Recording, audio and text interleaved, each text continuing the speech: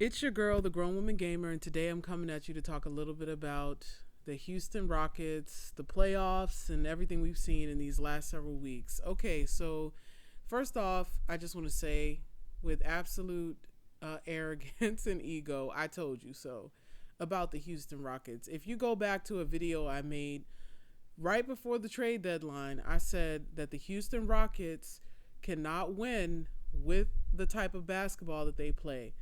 And I'm going to say for the record, I didn't see Kobe Bryant say that. I said that based off my own assessment.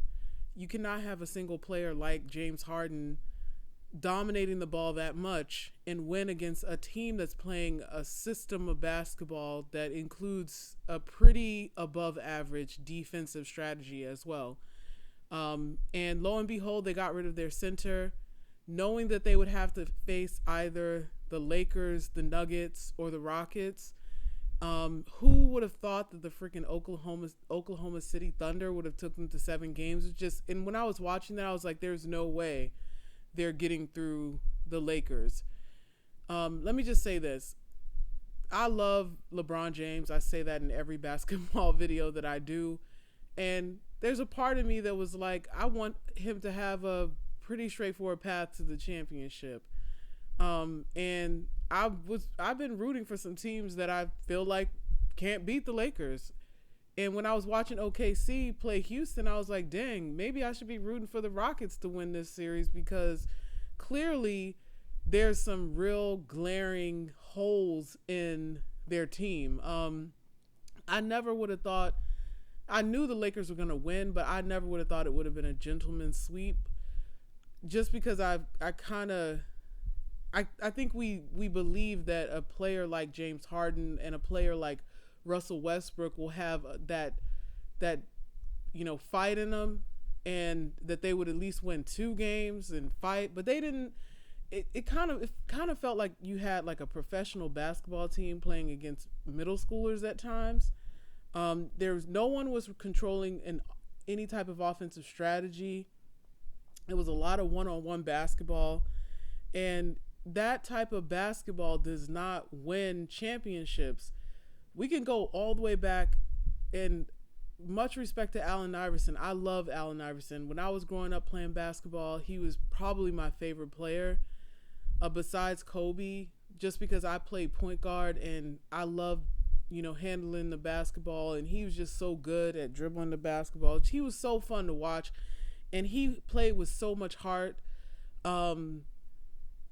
But I knew after watching him that if he couldn't do it, and he couldn't be like that type of isolation basketball player that could lead a team to a championship, a player like James Harden, who has never really shown that he has that thing in him where he just hates to lose, to the point where he's willing to do whatever is necessary to win, outside of anything that would be considered like illegal or whatever.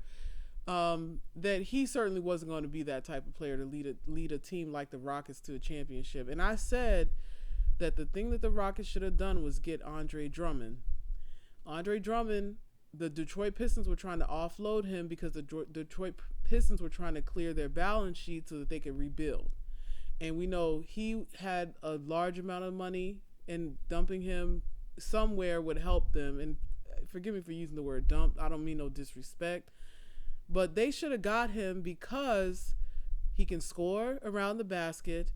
He has great rim protection ability. He is an above average shot blocker, and he would give LeBron James and Anthony Davis at least some level of a challenge around the rim. Sometimes when you're sitting back and you're doing these quote unquote analytics, you also have to look at who you are going up against. Because if you're going up against the Golden State Warriors, there's maybe a different strategy that you would take versus a team that's built like the Lakers. The Lakers have a lot of older players and 2 great players, one of whom is older but still playing like a younger man.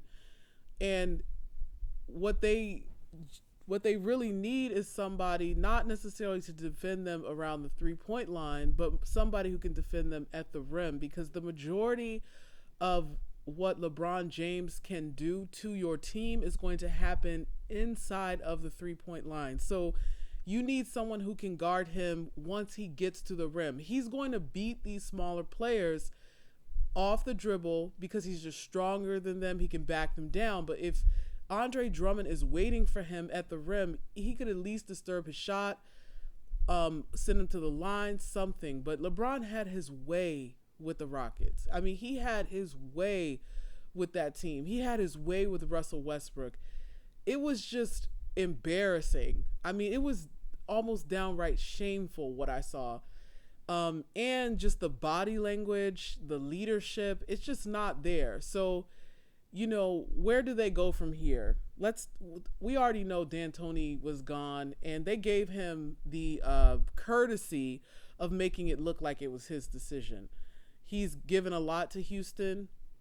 He's a well-respected coach. They told him, listen, if you want to say that you quit or you decided not to extend your contract or even enter into contract negotiations, so be it. We'll take that one on the chin. You make it seem like it was your decision. We'll go along with that. What's next? They need to get rid of Westbrook. And I even said this months ago, again, before the trade deadline, get rid of Harden. I mean, why? Listen, okay. I'm cool with the fact that these brothers get all this money because I love seeing a black man win. And even in spite of the fact that logically I would never, and I'm just going to say this, I would never, ever, ever, ever, ever pay any basketball player $250,000 if I didn't think that they were the person who was going to take me to the promised land. It's too much money, especially if you have to give somebody else like $180 million. Then you're locked into these two players. You surround them with a bunch of older players who are unreliable or a bunch of players that are slightly above average, and you're just hoping and praying on a wish on a rainbow that those other players will be dragged along and come along and blossom into something that will turn you into a championship team. And the Houston Rockets, no, Lord have mercy.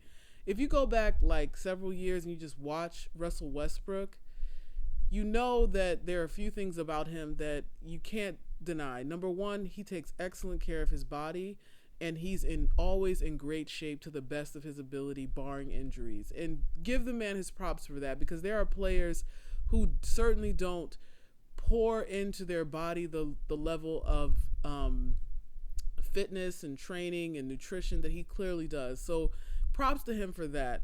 But Russell Westbrook, being that he's supposed to be a point guard, is not bringing the level of composure and thoughtfulness to the game that you would expect a point guard to bring to the game.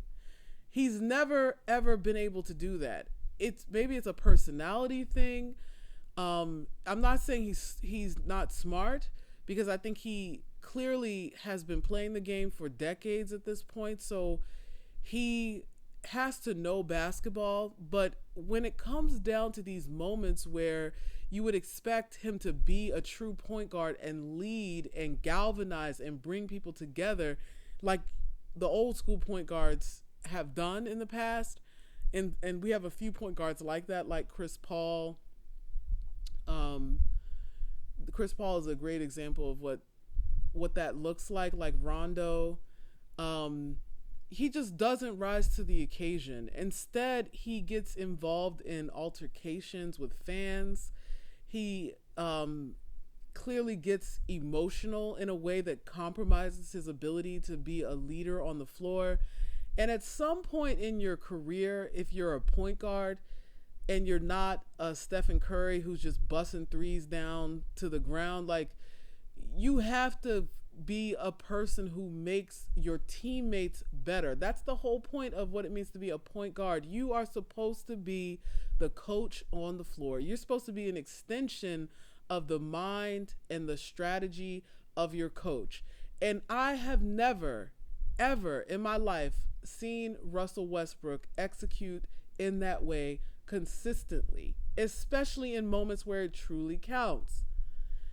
Yes, he's Mr. Triple-Double, even though a lot of that was complete stat padding. But that means nothing if at the end of your career you look back and you don't have a ring, or you don't have at least a valiant effort towards getting a ring. It's just one shameful disappointment after the next. You have to have a come to Jesus moment with yourself. And these teams that put him, including Oklahoma, including Houston, they have to kind of sit back and say, you know what? This ain't it. This ain't it. You know, it's funny because I was commenting on a video from Hoops and Brews. I like their podcast. They're really great. And someone was talking about Jason Tatum and Jaylen Brown being the next MJ and Scottie Pippen. Okay, that's very nice. That's a very nice and wonderful compliment. But ultimately, here's the problem in today's NBA.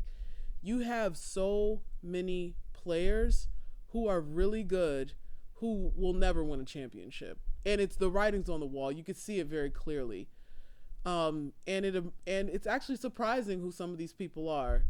And let me revise. Never is a word we shouldn't use because anything can happen. You know, they could put a team together and all of a sudden this person does win. So let me rephrase. There are so many great players in the NBA who aren't going to be the reason why that player that lifts the team to win. Giannis is one of them, and I've said it. God bless Giannis. He works so hard. I have so much respect for his work ethic. I like him. He seems like a good guy. He's trying to do the right things in the right ways. He seems like he's well-intended, and mentally he really wants it. He works so hard for it. But intellectually, as a basketball player, he's not there yet. And I think Giannis can get there if he gets, again, honest with yourself. Sometimes in order to raise your level of play, it has nothing to do with how many reps you do in the gym. It has nothing to do with how much you are working on your shot. It has to do with becoming a true 100% student of the game, studying the past players that did things in a certain way, looking at how coaches execute, reading books on basketball, and just really completely immersing yourself in the game to the point where mentally your mind becomes just as powerful a weapon on the floor as your body is. And it takes a level of dedication and honesty with yourself in order to be that type of player. It's almost like you have to approach basketball like golf, you know, or like chess, or like learning a language, because this game is a beautiful game, but it's not just physical. And I talk about this with my partner all the time, how like the best basketball players in history are people who were extremely smart. I mean, look at Kobe. How many languages did Kobe speak? The man he taught himself how to play the piano. He was like I remember his SAT scores were through the roof. You look at somebody like LeBron James. I mean, he's extremely intelligent. Magic Johnson, Michael Jordan, Larry Bird, Steve Nash, Rajon Rondo, Doc Rivers, Tyronn Lue. Like, these are people who have just bathed themselves in basketball. And it's not just about the physical. If you look at some of these players, excluding people like LeBron James and Michael Jordan, physically, some of these guys aren't even capable of doing what Russell Westbrook can do. Like, let's put Chris Paul next to Russell Westbrook. There's no comparison if you're looking at athleticism and the ability to, you know, get to the basket, for example, or if you put them in a foot race, it's clear who would win. You look at who could jump higher, it's clear who would win. If you're going purely based on athleticism, if you stand Steve Nash next to Giannis Antetokounmpo, even in both of their primes, it's clear who is the athletic dominant player between the two of them. But Steve Nash, if you put him in charge of a team, that team is going to excel at a different level because of how he understands basketball. And I know people will criticize what I just said because Steve Nash is a point guard and Giannis is not. But here's the problem, right? If you look back at most basketball teams that won championships, there was a player on the team. In most cases, it was a point guard, but in some cases, it was not a point guard who understood what it took not only to win, but to lift their teammates to a level where they could win. And Giannis doesn't show that. You want to know who else doesn't show that? This is going to be controversial. I'm going to say Kawhi Leonard doesn't show that. Kawhi Leonard, to me, is a player who inspires by his play. But when you're, look at the situation they're in going into a game 7. Who on the floor for the Clippers is going to be the guy who's like, we're all winning. We're winning this game. Let's all get on the same page. I'm holding people accountable. I'm going to be vocal, and we're all going to get this done. You know who does that for the Denver Nuggets? Jamal Murray. He's opening up his mouth, and he's like, we're getting there. We have to get there. We're not going home. This is what we have to do. Let's go. Let's raise the level of play, and let's beat this team because we can beat this team. That leadership is exemplified in these moments by certain players, and there are other players who simply don't have that. They don't have that ability. They don't have that natural inclination to lead, or it's just that maybe they don't have that command of it. It's not about respect. It's about a command of the other players. To be a leader of men as a man, you typically will possess certain attributes that make the men around you want to follow you wherever you go. And maybe you're born with that. Maybe people like Michael Jordan, we know you want to follow him. LeBron James, you want to follow him. Chris Paul, you want to follow him. Why? Because they're not leading you wrong. And they're lifting you up. And they're holding you accountable. Somebody needs to get up underneath Lou Williams and be like, bro, we need you to score at least 20 points a game if you're not going to play defense. If you look at Lou Will's stat line, bro is scoring like a good 7 to 11, 7 to 12. What happened to Lou with the 2? Lou out here getting lap dances from 6 different strippers, but the man can't make 20 points in a game? Come on, man. You got the Morris twins stepping up more than Lou, and that's great. Shout out to him. But if they're going to win, Lou Will's got to play well, and he's got to score. You can't have a player that doesn't play any defense that doesn't score. Look at Stephen Curry. Stephen Curry tries his mightiest to play defense, but lo and behold, he's just small, and he's undersized in his position in some cases. So he's going to get dominated on the other side, but he stands up to it. You should see him try it. And guess what? If the man's scoring 36, 37, 38 points, but he's a liability on the defensive side, so what? Come on, man. What happened to Lou? Because Lou, during the regular season, I remember watching games where, especially when they were down, Lou would come through and win the game. Like, I guess... I don't know. I don't know what I'm seeing when I watch him play nowadays. He looked like a bench player. It's just, no disrespect, but in order for them to win, they might even win this series, but I'm just telling you, if Lou Williams does not average between 18 and 22 points, they are not going to beat the Lakers. They're just not. Yeah. But, those are my thoughts. What do I think the Houston Rockets should do? I think they should just start over. Where can James Harden go? James Harden should go to the Brooklyn Nets. I know that sounds crazy. He should go to the Brooklyn Nets or a team like that, or go to where could they use a player like him? If he goes to one of these markets like Charlotte or something like that, it'll just be more of the same. And he should also leave the West. The best chance that James Harden has of winning a championship is to get out of the West. because he's not going to get through the Lakers, the Clippers, the Nuggets, and all the rest of these teams in the West. And the West is only going to get stronger and stronger and stronger, especially with Minnesota having the first round draft pick. And then you got the Golden State Warriors. They're coming back healthy. The Lakers, they look amazing.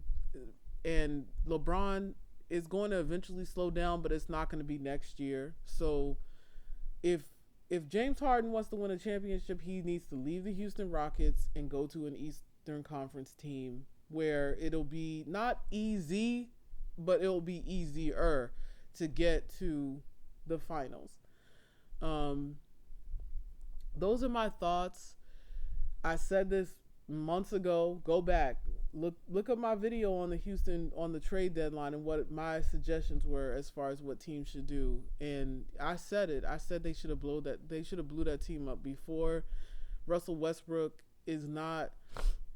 Same thing with Russell Westbrook. Russell Westbrook would be great if he went to like the Washington Wizards or a team that's like in the East that needs an additional piece in order to become more of a playoff contender, because getting through the playoffs in the East will be significantly easier for players like that. Yeah, but I guess maybe not the Washington Wizards because they have John Wall. If John Wall comes back healthy, that'd just be too much because he's pretty ball dominant too. Man, these guys, they exhaust me. I'm looking forward to Game 7 though on Tuesday. That'll be interesting.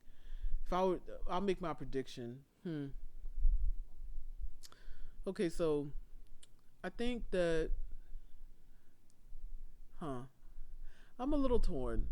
I have a great deal of respect for Doc Rivers. I think he's one of the best coaches, especially as far as coaching point guards. I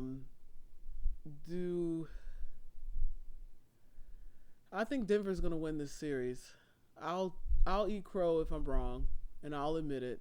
At first, and I will say I thought that the Clippers were going to win this series 4-2. That was my prediction, and I was clearly wrong. What I've seen as of late has been very disappointing. I'm rooting for the Lakers to win the whole thing, but I just really like Doc Rivers. Like I said, I have a lot of respect for him. But I think that Denver's going to win this series. I do. I think in the Game 7 situation, there's going to be like a kind of a mental breakdown that we witness with Kawhi. He's going to play well, but I think in the end he's going to break down. That's what we've been seeing. Now, if Lou Williams scores more than 20 points, the Clippers are going to win. So those are my thoughts. I love you guys. I appreciate you coming back and watching my videos since I'm not very consistent, but I'm watching and looking just like you are, and I love to know what your thoughts are. If you disagree with me, if you agree with me, it's all good. Everybody stay safe. Take care of yourself and your families, and be well. All right, y'all. Peace.